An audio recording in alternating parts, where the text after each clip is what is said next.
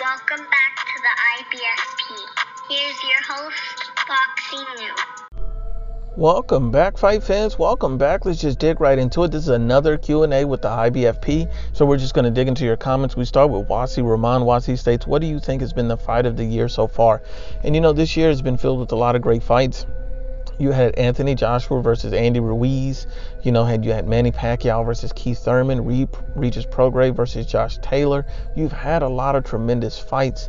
And, you had Inouye versus Donaire. So you had a lot of tremendous fights. And I think the fight of the year, in my opinion, would have to go to Shawn Porter, Errol Spence. And that's being objective and unbiased as I can. Because the reason why I think so is a lot of people made Errol Spence out to be this monster who would just, bulldoze Shawn Porter. Shawn Porter stood no chance. It wouldn't be a competitive fight. And Errol Spence is some great elite level boxer. And you know what? That was proved and debunked. Errol Spence was pushed back. Errol Spence was hurt multiple times in the fight. Errol Spence Jr. was exposed to a certain degree because it proved that he wasn't the fighter that many made him out to be. It was such a tremendous and competitive fight and ultra controversial because a lot of people felt that Shawn Porter won that fight over Errol Spence. And, so it was a fantastic fight. It was very thrilling and a challenging fight, and it showed us a lot about each fighter. Great question. The next one comes from Jay.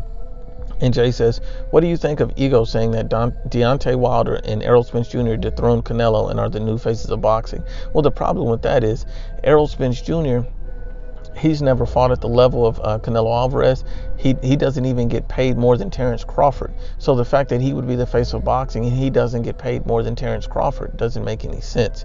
Deontay Wilder can't sell out a family chicken dinner. So I don't even understand how he's considered. Deontay Wilder fight with Luis Ortiz might do, less than 100,000 pay-per-view buys and definitely less than 300,000. So he can't even speak to Canelo. This is the same guy that turned down 120 million. And the only reason he was even offered that was because of Anthony Joshua.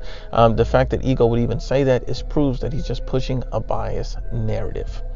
The next one comes from Brock. Brock states, does Lomachenko need to see Devin Haney after he picks up his IBF title to become undisputed? I say yes, but people defer to Suleiman and say he doesn't. I think he does. And the reason why I think he does is that they made Devin Haney the WBC champion. And I think, unfortunately for Lomachenko, this messed up everything. The fact that Mauricio Suleiman can't even explain how to become undisputed is a problem. He seemed just as confused as everyone else. So I think that he must still see Devin Haney to become truly undisputed at this point. That's just my opinion.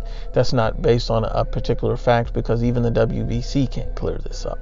Great question, Brock. The next one comes from Gary Manning. Gary Manning states, who do you think will win, Chris Eubank Jr. versus Matt Korobov? I think that's a close fight, maybe even a 50-50 fight. I'm going to lean towards Chris Eubank Jr. I'm going to put a little bit of faith in Chris Eubank here. I just think that his power should be able to prevail in this fight, but we will see if Matt Korobov can get the signature win he needs to get that title shot and rematch against Jamal Charlo. But I think Chris Eubank does it. The next one comes from One Flyboy. He said, do you think Bud will finally leave Top Rank for PBC for the bigger fights in 2020? Well, we have to be honest and unbiased, One Flyboy. You see Bud Crawford and Top Rank were offering Danny Garcia more money than Errol Spence and Shawn Porter got paid in their last unification fight. You see Terence Crawford offer, Amir Khan more money than what Danny Garcia made in his last 3 fights. So you see that Terence Bud Crawford is offering the right amount of money. So we understand it's not a money issue. We understand it's not a promotion issue. And the reason why I say that is because when you look at someone like Jaron Boots Ennis, who's begging to get a fight in the top 15 in the welterweight division, and the vast majority of welterweights are on the PBC side, then how can it be about being on the PBC? It's simply not. It's boxing politics at its best. And it's also these guys not wanting to lose their O unless it's for an extreme amount of money. The next one comes from JJ. He says, Rick Glacier says that he has sources that tell him Spence may never fight again. Check his Facebook. I don't know how legit it is. So I'll put it like this about Rick Glacier. He's been proved wrong on other things in the past, but what I will say is this. I think it would be very irresponsible for PBC to come out and say that he's fine. I think it would be very irresponsible for Errol Spence to come out and say no broken bones, I'm a savage, and he truly has a serious injury. I just think that this is done to just build up speculation. clout chasing rather for, Rick Glazier. I mean, if I'm wrong, I'm wrong, but I have a hunch that Errol Spence is fine. I just don't believe that they would put out this type of information and he'd be seriously hurt. I'm even hearing that Errol Spence Jr. is going to make an appearance at the Luis Ortiz-Deontay Wilder fight and prove that everything is just fine. Well, let's keep it going. Dallas, KYD states DAZN is killing the game. Why isn't PBC fights getting any buzz like the upcoming Jermell versus Harrison fight? And you know what? That's a great question. And the reason why is because you have media divided. You have some media fanboying for the PBC. You have some fanboying for DAZN. When people don't realize, you even have guys like Steven Espinoza, who's supposed to be an executive with Showtime, who's supposed to be above the petty bickering back and forth. And what they don't realize is that when boxing benefits and wins, boxing wins as a whole. So that's why you got to support everyone. Look at Sergey Kovalev Canelo Alvarez fight. You had a lot of people in boxing criticizing that fight when it was a great fight and it should have been supported to the fullest. And you see other fights like Jermell versus Harrison go largely ignored, even though that's a tremendous fight and a great rematch. Is because when you pick narratives and you pick sides, boxing loses. But let's keep it going. Antonio D. Cuevas says, who in what weight class has the best chance of beating Canelo Alvarez? I'm going to leave 175 out of it because I don't believe that that's a weight class that he's truly campaigning. So I believe he fights at 168 and 160. I believe those are his true weight classes. He said he's aiming to get back down to 160 with the stop at 168 possible. So I do see that. I'll say the best chance of beating Canelo Alvarez stylistically, if you look at it, it's going to be, I would say David Benavidez would have a very good chance, but he's very young. I would also say Caleb Plant has a very tricky style, so that'll be a very difficult fight. But I don't know if Caleb Plant can take the power of Canelo Alvarez. We've seen him hurt. We've also seen Demetrius Andre hurt. We've never seen Jamal Charlo in any legitimate fights. And so I think right now Canelo Alvarez is head and shoulders above the fields at 160 and 168. I don't have anybody having the best shot to beat him right now. I just don't think anyone stands out in the crowd as of yet. The next one comes from Carlos Ramirez. He says, do you think Luis Neri could shock Inouye like he shot Yamanaka? What do you think about the fight since we've seen Inouye hurt and we know Neri is a power puncher?